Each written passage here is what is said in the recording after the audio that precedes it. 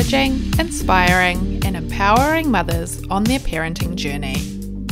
Welcome to the Oh Baby podcast. Being a mum can be overwhelming and unrelenting, we know. Each episode, we'll be bringing you the top tips, advice, and words of wisdom from experts and industry leaders to help you navigate your own path. It's the information you can trust. Mama, you got this. Hello and welcome to the Oh Baby podcast. I'm Angela Peterson, founder of Oh Baby, and today we have Grace Strange from Antenatal Co. Hi Grace. Hi. How are you? For having me. I'm good. I'm lovely to have you. Grace, you are an awesome midwife. You also own Antenatal Co. You do your own antenatal classes up in Auckland, and you also are the host of our antenatal class collab that we offer on Oh Baby online. You're a busy lady, and now you're having a baby. Congratulations! Thank you. So, how many weeks are you now? I am 27 weeks now, so 1 week off my third trimester. Oh. Definitely on the countdown soon. I don't know if it's too soon to count down, but I'm counting.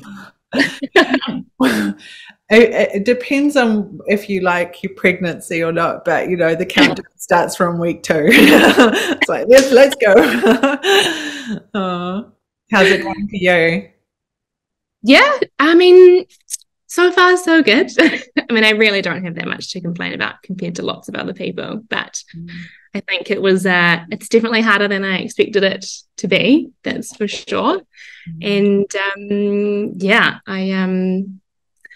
mean, I've worked with before about how you just feel sick all the time and you feel sore all the time and you feel tired all the time. And it's amazing what women put up with and can do through this time. So kudos to all the women and all the pregnant women, that's for sure. So true. And then it's all the mums. And then the pregnant mums. After a child at the same time, and at least I can lie on the couch because this is my first. I remember with my second pregnancy, just lying with Ella, my eldest, who was like about, between 1 and 2, just on the couch, and she'd just fall asleep on me and I'd just fall asleep too. It was kind of like this precious moment, but actually totally necessary moment as well. Thank goodness moment. Yeah, totally. Right. Hey, so your pregnancy journey has got quite a story. Would you be open to telling us more about your journey there? Yeah, sure. So my husband and I, it took us about 18 months to get pregnant, which I know in the scheme of lots of people is not actually that long. But we kind of decided that we wanted to have a baby, and you pull all the goalies and just wing it, see what happens for the first few months, and nothing really happened. And then for the next few months, you really kind of I got quite serious about it, and timings and apps and ovulation sticks and all that kind of thing. And after about 6 months, still nothing happened. And I think given I'm a midwife and all the things that I know, I was not that keen to just wait around. I know they say, wait a year or whatever, but I decided that I'd like to be quite proactive about it. So I went for some tests after about 6 months, and so did my husband, and they both came back completely fine. I had some scans and some bloods and all that kind of stuff. The only thing that came back for me was that I had very mild adenomyosis, which is like endometriosis within the walls of your uterus. And I had low AMH, which is like your egg stores. So my fertility lifespan was shorter than other people my age. Which both of those things don't necessarily affect your fertility in the moment. But I then decided that it would be a good idea. I decided it would be a good idea to engage like a fertility doctor. So, which then takes like 3 or 4 months to get into once you even start that process. So we were probably at like just over a year by the time we saw them, and chatted with them about all our different options and all the things that we could do, and decided that we would do IVF. That was our best chance given the fact that we'd unexplained fertility. And so then we actually engaged with a really lovely naturopath called Lula George at Motherwell, who is amazing, and went on this like 3-month journey to get ourselves in the best shape possible. Nice. So no, like we went on crazy diets and no alcohol, and took all the supplements and everything, and then started IVF about 3 months later. And we were extremely fortunate that it all worked perfectly, amazingly for us. First time we got pregnant, first time, which we were so grateful for, because we self-funded it, which is like $15,000 to $20,000. Yeah. So I couldn't believe that it all worked first time. I mean, you hear so many stories. So yes, very fortunate, very grateful that it all turned out. Yeah. And she's still in there, which is also I'm very grateful for. Yeah. Okay. So now we know what you're having. Yeah, no, I can have anything. No secret. No secret. It's good to know. I was the same. I had to know. I was just like, I need to buy, all the things, whatever I have. So yeah. Oh, cool. That's so awesome. Actually, talking about Motherwell, we just had in our I think podcast 10, Gina Ehrlich, who does all of that, and she talked about getting your body ready for pregnancy and baby and stuff. Yeah. Male and female, and it's just so good. I genuinely think it makes a difference. I really, truly do. I mean, I'll never know if it did, but I really think that was a huge help in our journey. That's for sure. Yeah, I think it's all the impact is also post, during pregnancy as well, in terms of your health and wellness, which is what she was talking about in terms of what we're eating, what supplements we're taking, and then also postpartum, post baby, when you've got baby, just that health and wellness, and I wouldn't say immunity to fatigue, because the sleep and all that. But you're gonna have a higher threshold, having looked after yourself. Yeah. Well, the babies just take everything from you. So if you can set up to actually be in a kind of okay place going into that postpartum time, I'm sure it would make a difference. Yeah, so good. So you're a midwife. How has your experience been personally, having worked so closely with other pregnant mothers in your career as a midwife? Like, what's that like? Yeah, it's definitely weird being on the other side of it. Have you got a midwife? Yeah, no, yes, I have an LMC who's awesome.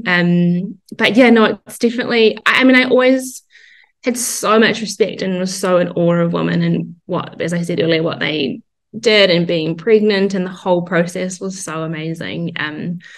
But on being on the other side of it as a whole, I have a whole new level of appreciation for it. And it's not easy. It's really tough. It's a really, really tough gig, I think, for most people. And I don't know if the media just makes it all look great and cool, and like we see on TikTok videos all these like fit pregnant women working out, and like I'm like, I'm just so tired and I want to throw up all the time, and I couldn't think of anything worse than doing like a hardcore weights workout, but so no, I think it's definitely different being on the other side, for sure. Yeah, that kind of weighs into kind of, potentially expectations and stuff, and, reality versus social kind of things as well, which is interesting. Yeah. Don't feel bad if you're not doing the workouts. Don't feel bad. Go for a little if you can make that, then you're Yeah. like 2,000 steps. We've got this. That's enough. Forget the 10,000. Oh. No one's posting themselves like vomiting over the toilet or all day. We don't see that side, but that is a very real side. We should be putting the realities of pregnancy up on there. And not quite as pretty though as the workout. Our maternity models in the magazine would be okay with that. We could do like a total okay, let's get real kind of fashion shoot. Okay. I don't know if they'd appreciate that. They get all their photos as well, so it's nice to have nice photos. It's not totally the toilet. Every time they feel slightly good about themselves. This is the nice side. Yeah. These are the ones I'll share to my social.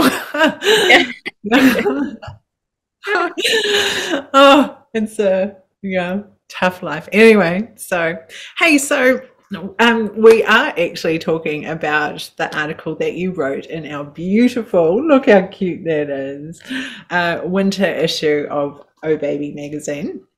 And you're talking about the first trimester. So this is our article here.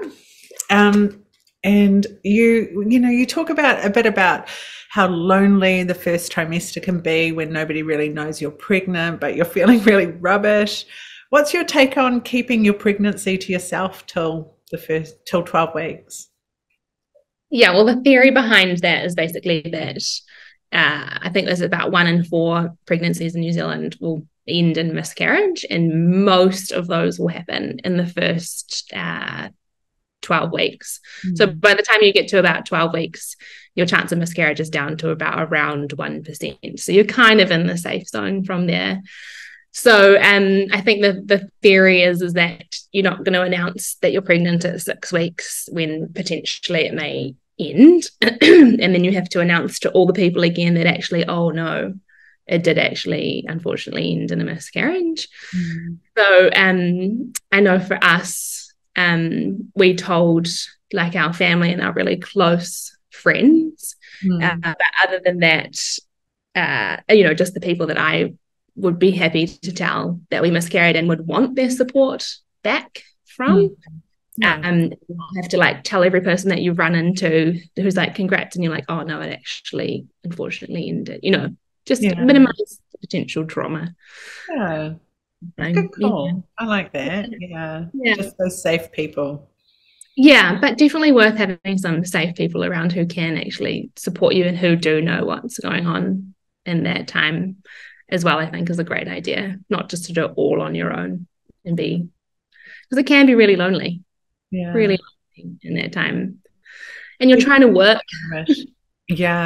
Boss doesn't know, it is in the first trimester for some people is the worst trimester and the hardest of all, and that's the one you have least support for. Like you don't look pregnant, you don't seem pregnant, there's nothing about you that is obviously different, so you don't get treated any differently, but you just feel really crappy. The tiredness is real, the nausea is real. All the things are still coming back to me. I push that storm away down. No, maybe. And it can be so tough for some people, like we were talking earlier about a hyperemesis, which, when you vomit and are nauseous the whole time. And that is, you're in just full survival mode for that. And that is so, so tough. Really need some support around that and some huge grace for yourself for that. As we said, we were talking just before our podcast, but I had it for all 3 pregnancies, and it was a living hell. Wasn't. It's probably maybe a topic you and I could talk about on another podcast, but maybe we delve into it just quickly here. But all the meds that you trial to get rid of the nausea and stuff, and then the side effects of those, or yeah, and going on a drip all the time because you're not taking in enough fluids, and so you're tired and dehydrated from that, and still living and doing life, and just the mental load is pretty intense as well. And so so having a support network is just so important, and being really open about how hard that is really important, so you do get support. Absolutely. Not easy. Don't you just love that, like, the pills that you take to stop the nausea and vomiting make you then really constipated? Awesome. Everything's working against you. I actually, I don't know which one it was. I don't think it was, I think I ended up on ondansetron, but there was another one that made my skin feel like it was like crawly. Like I just felt like, like, I don't know, almost not itchy, but itchy in my skin. It was really weird. It might have been, a sample size of one being me that had it, but it was not okay. It was just like this weird feeling on top of nausea, on top of, not fun. Real quick. So you found out you're pregnant. How soon, especially in this current day and age, should you start thinking about getting in touch with a midwife? Oh, like yesterday. Like, you're already too late. But it's a really tough gig out there at the moment. We are very short on midwives and LMCs everywhere.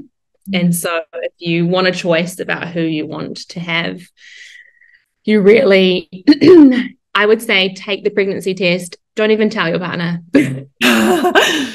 Call a midwife. You really do need to find someone like ASAP. People are doing like early pregnancy tests, like they haven't even missed a period yet, and to find out they're pregnant, and then booking, because it's outrageously difficult at the moment to find someone, which is the unfortunate state of our health system. But so the earlier the better, for sure. So what are the options if you've got to the point where you have left it a bit late because you didn't realize it was that bad? Like, is it just in hospital care, or what does that look like? So in New Zealand, we have the LMC model, which is the lead maternity carer. So you can either choose to pay for a private obstetrician, or you will choose to have an independent midwife that is free, but they're your one midwife who looks after you through your whole pregnancy, labour and birth. Or you then will have what's called a community midwife. So they're usually like a team of midwives at the hospital, through the hospital system, and they will look after you through your pregnancy, labour and birth, and postnatally. But it's usually often a different person every time you go to an appointment. Different person at the birth, different person will look after you postnatally. So it's just different models. That the hospital system definitely isn't any worse than anything else, and you still get amazing care in there. It's just lots of people prefer that one-on-one care that they would get from, say, an independent midwife. So you've got your midwife, she's sending you off for tests. What sort of testing do most people do in the first trimester? So your first ones that you'll get sent for are your first antenatal bloods. So those are kind of like your baseline bloods. So they'll do a full blood count, they'll do your iron studies, they'll check your baseline HbA1c, which is to do with your diabetes. And of course, they'll do an HCG, which is your pregnancy hormone, which then should go up as your pregnancy goes on. So for most people, we would do a pregnancy test and then would go to our GP, would be our first port of call, and they would do those tests for us, which you still can do. That given that you need to find an LMC very quickly, I would be calling them first, and they possibly would be able to give you those tests those blood tests for you, so you don't have to pay to go to the GP. Yeah. And the other one is sometimes they offer you an early dating and viability scan, which is around 7-ish weeks. So you'll be able to, sometimes you can do it later, but earliest would be around 7-ish weeks. So they're just checking that the baby has got a heartbeat and that it's in the right place within the uterus. It's not gone into the fallopian tubes or anything like that. Oh, interesting. That's in your early. Yeah. Early yeah. There's more. We're talking first trimester. Wait. Yeah. So that's your early pregnancy, the first ones. And then when you hit around 12-ish weeks, so you're still technically in your first trimester, then there's a whole bunch of testing that happens there. So you'll be offered a nuchal translucency scan at around 12 weeks.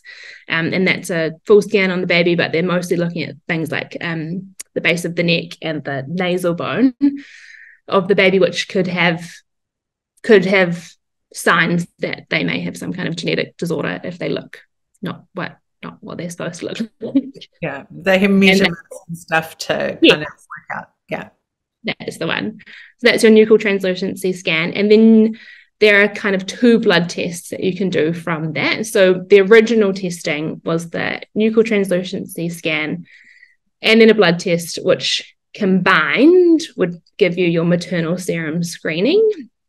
So they would do a blood test and get the scan results and put it together and give you a ratio of your chances of having a child with Down syndrome, for example. So it might come back and say that based on all your results, you will have a 1 in 5,000 chance of having a baby with Down syndrome. So that's a ratio. It's a screening test, so it's not diagnosing at all. And then recently we've had the NIPT test come to New Zealand, which is awesome. So that what that does, it's got such good testing that it can pick up fetal or placental cells within maternal blood.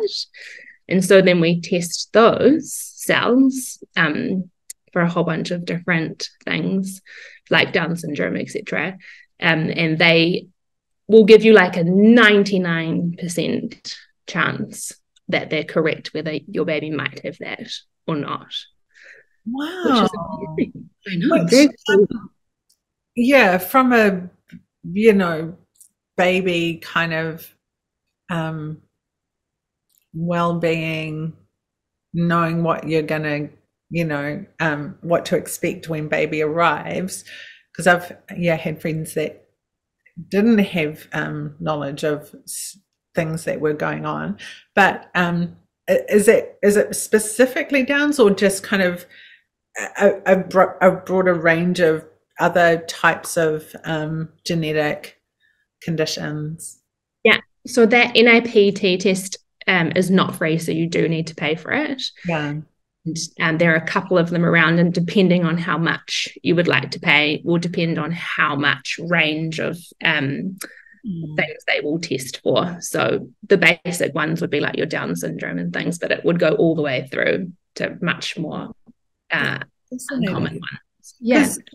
It used to be that you could potentially have a more invasive type procedure. What was it? Yes, an amniocentesis. So that's still, even if that still is really the only 100% right test. But the NIPT is like 99, as I said. The reason why most people actually do the NIPT test is because it will tell you whether it's a boy or a girl at about that 12-week mark, as opposed to having to wait until your 20-week scan. You can find out early. Because you're that eager. Fair enough. Why not? Find out. You're going through the first trimester, which sucks. So you may as well get something good at the end. Even if it costs you. Yeah. No So supplement-wise, I know that I talked about, preparation and stuff with Gina. What do you recommend in terms of the first trimester? And especially having experienced it now as well, What's worked and what doesn't? So the main things that are recommended by the Ministry of Health that we need are folic acid and iodine are really the only two things. So you can get those prescribed by your LMC or your midwife for those. But in terms of everything else that works, everyone's going to be different. So whatever works for you, that's and you will try absolutely everything to make it yourself feel better. And you'll get the people that are like, oh yeah, I just had a cup of tea and a ginger nut before I got up and I was fine. And then, other people are like, no, I vomited the whole day, no matter how many ginger nuts and cups of tea I had. So, it's just whatever works. I think for the nausea front, I know for sure that things like getting rest are really important, and keeping your fluids up and getting early help if you can. And I think that those, all the drugs that are offered for the nausea and vomiting, which there are a lot of them, there has been some conflicting research on them, which makes the decision even harder for women whether they're going to take them or not. Yeah. But at the end of the day, your mental health and your well-being is the most important thing. And if you're not surviving or coping or spend your whole day in the bathroom, then it's better to take the things than to not in those situations. So just have some really good conversations with your LMC about all of those kind of things. Yeah. So what are the most common symptoms of pregnancy in the first trimester? We've talked lots about vomiting and nausea. There you go. Most with women, but actually some people don't. And I met this lady the other day who she has absolutely no pregnancy symptoms whatsoever. And she's like 18 weeks. I know, amazing. But for her, she had so much anxiety because there were no signs that the baby was actually still in there and that she actually still was pregnant. So, I think on both ends of the spectrum, it actually is. It can be quite tough. Yeah. Interesting. Hey, I was like, oh, I want to be you. But she was like, I want to be you because then at least I would know that I'm still pregnant. Yeah. But yeah, so nausea. What's that? I was just going to say, having experienced a miscarriage for my first, I appreciated the symptoms. Yeah. So I can understand that potential anxiety as well. Yeah. Yeah. It is, isn't it? We talked a little bit about the tiredness. You're so tired. I mean, your body is like doing so much in that first trimester to create a human being. I mean, it creates a lot, the whole time you're pregnant, but particularly that first trimester. You're just exhausted, so have lots of grace for that. And I think it's like a whole emotional and even obviously physical, but like your whole mindset, your whole life is about to change and you're fully adjusting to this whole new reality of what your life is potentially going to look like. And even if you really wanted this pregnancy, it's still a lot to deal with and a lot of hormones, a lot of hormones going on, a lot of tears, so yeah, I think again, just having so much grace for yourself and that particularly that first trimester when you're like transitioning into all of the things is really important. I remember I am a bit of a softie, but like I remember just thinking, oh my goodness, like watching a TV commercial. I didn't even know what it was about and just bawling my eyes out, being like, what the heck? Like, what am I doing? A commercial even? Oh, it's so sad. I don't know. Probably had like a puppy in it or something. I don't know. And then another thing I remember, like in terms of preggy brain, Yes. was being in a board meeting or presenting to a board and just like completely going blank, like flatline. Like, what am I here for? What am I saying to these people? What was I talking about? Like, oh, there's all these people looking at me right now. What am I saying? I don't have notes because I knew what I was going in and talking about. Like, can you guys jog my memory? It was terrible. And I hadn't told anyone at that stage. They were my employer. And just being like, oh, this is going to look so weird to them, but I know what's going on. Oh, yeah. That's so funny. I've definitely lost my car in the car park a few times as well. Where you're like, oh, where did I come in? Where did I park? Not sure. Go a few laps to find it. Add those steps for the day. Exactly. Oh, dear. Oh, no, gosh. So, is there anything you personally found helped in your first trimester? Any sort of tips that you'd give us? Anything?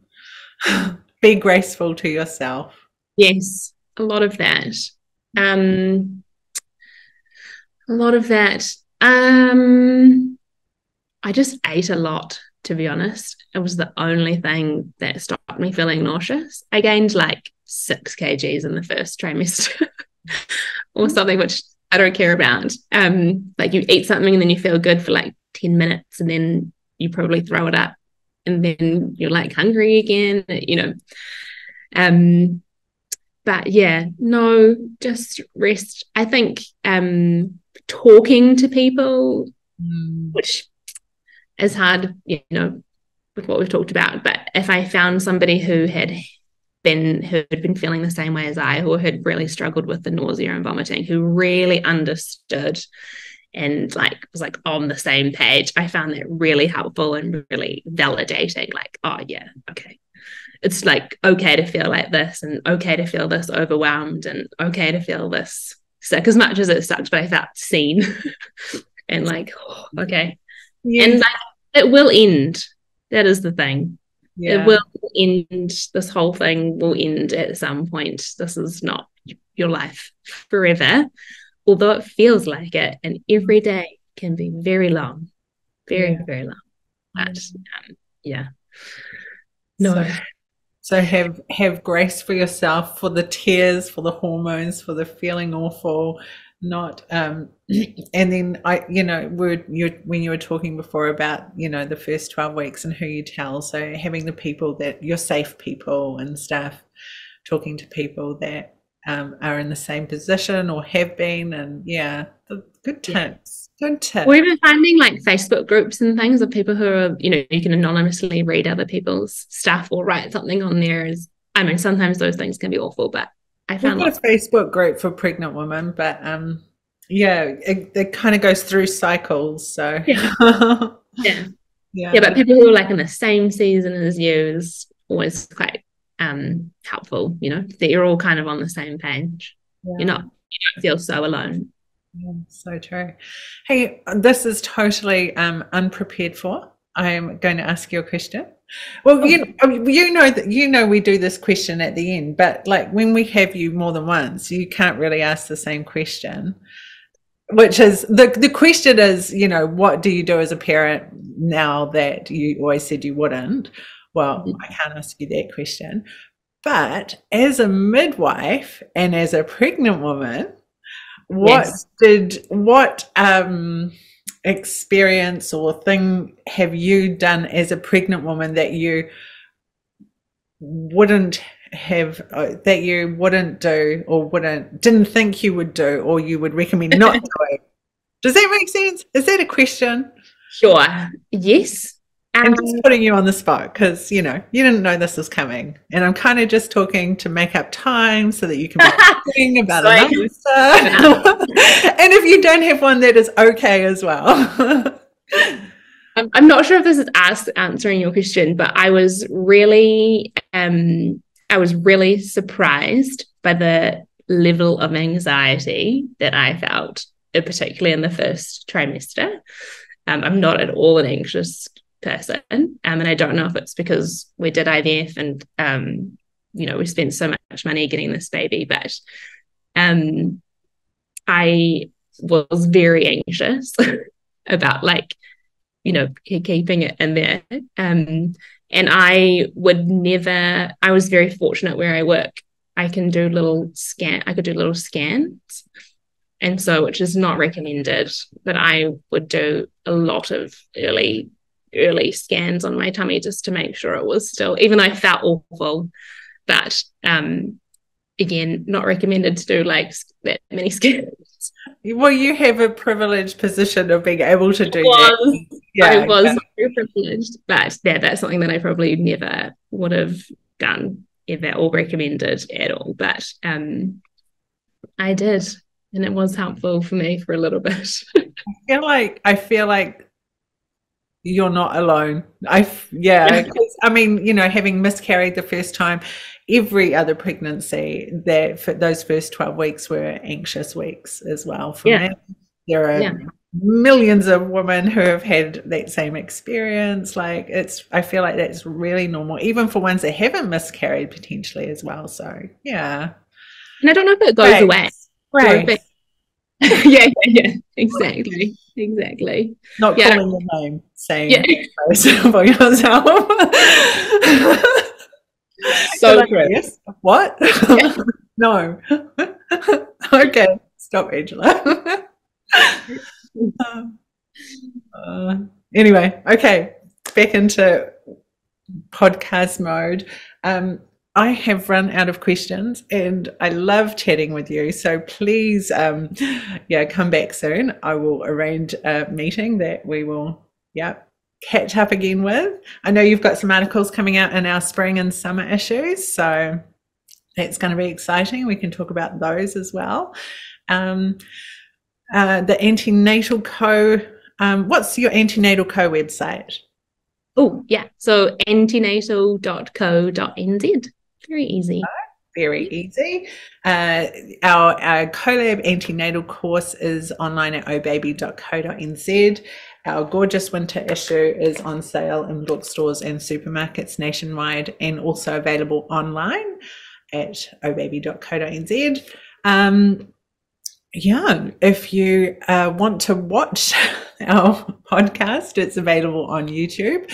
And get your copy of the winter issue and jump online if you're pregnant to Antenatal Co to have a course in person with Grace. She's awesome. Or if you're outside of Auckland, jump on to our online one. Lovely to chat with you, Grace. Thanks so much. Thanks, Ange. Take care. See ya. Thanks for listening to the Oh Baby podcast. If you've found this episode useful and encouraging, make sure to share it with your village so that more mothers can feel empowered. Head to obaby.co.nz for more from us and don't forget to subscribe. Mama, you got this. Till next time.